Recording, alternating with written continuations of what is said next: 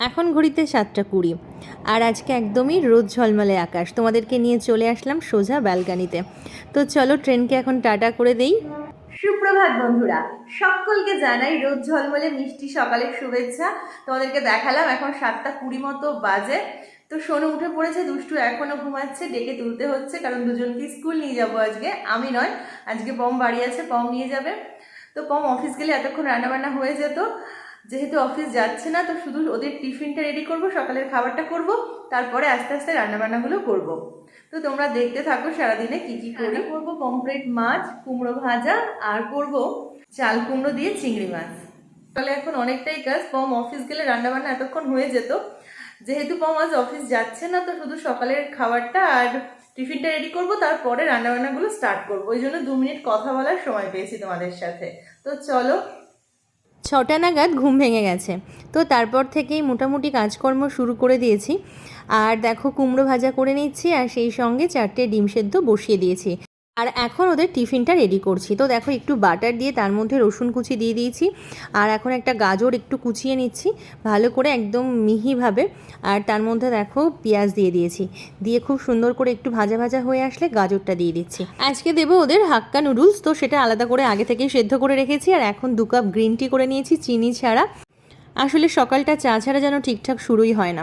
আর এদিকে মোটামুটি ওদের টিফিন রেডি, একদম লাস্টে একটা টমেটো ভালো করে দানা বের করে মিক্সির মধ্যে একটু ঘুরিয়ে নিয়েছি, তো সেটাও দিয়ে দিয়েছি। এরকমভাবে বাচ্চাদের আমি একটু হেলদি টেস্টি করে টিফিন বানাই। আর সোনুর জন্য আস্ত ডিম দিয়ে দিয়েছি, আর দুষ্টুর ডিমটা কুচি কুচি করে দিয়ে দিয়েছি ওর মধ্যে। আসলে ওরা যেভাবে বলেছে সেভাবেই দিয়েছি। আর এই যে দেখো সোনু দুষ্টু একদম রেডি, ড্রেস করে সকালের ব্রেকফাস্ট করে ওরা রেডি।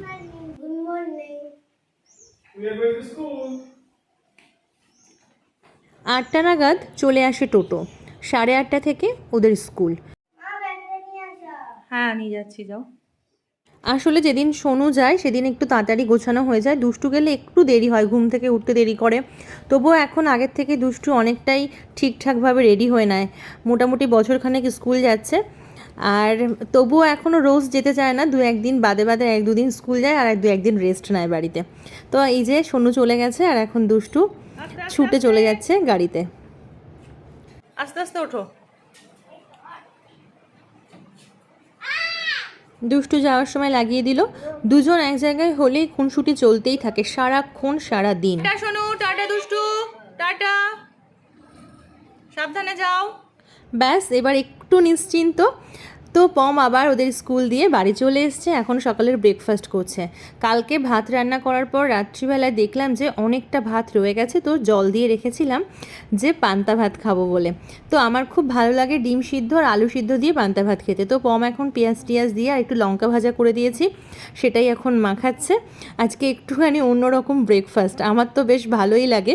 বিশেষ করে আমার থেকে পমের বেশি পছন্দ, বাচ্চাদের বেশি পছন্দ। তো দেখো পমফ্রেট রান্না করব আর রান্না করব চিংড়ি মাছ।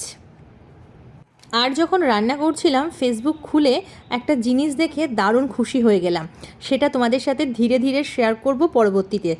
তো দেখো এদিকে এখন একদিকে মাছ ভাজা তুলে রাখছি আর 2টো কড়াইতে বসিয়ে দিয়েছি যাতে তাড়াতাড়ি হয় সেই জন্য। আর মাছগুলো একটু ছোট সাইজ কিন্তু অনেকটা পরিমাণে, তো সেজন্য। আর দেখো এগুলো এখনও ভাজা করতে বাকি আছে। আর এদিকে মশলা টশলা কষিয়ে ঝোলটা যখন ফুটে গেছে তখন থেকে আবার তোমাদের সাথে শেয়ার করছি। আর মোটামুটি রান্না প্রায় ডান হয়ে এসছে, তো এখন নামানোর পালা। আর আজকে খুব খুশি, তো তোমাদের সাথে আমি শেয়ার করব বিকেলবেলায় যে কেন আমি খুশি, মানে পরবর্তী রিলস আনবো তখন বলবো, কিংবা লাইভে যখন আসবো তখন তোমাদের সাথে শেয়ার করব যে আজকে আমি এতটা হ্যাপি কেন। তো চলো এখন খাওয়া দাওয়া করি, আর তোমরাও কে কী খাওয়া দাওয়া করছো সেটাও আমাকে জানিও। তো চলো দেখা হচ্ছে আবার খুব তাড়াতাড়ি। তোমরা ভালো থেকো, সুস্থ থেকো, আর ব্লগটা কেমন লাগলো অবশ্যই জানিও কিন্তু। তো চলো টাটা, গুড বাই।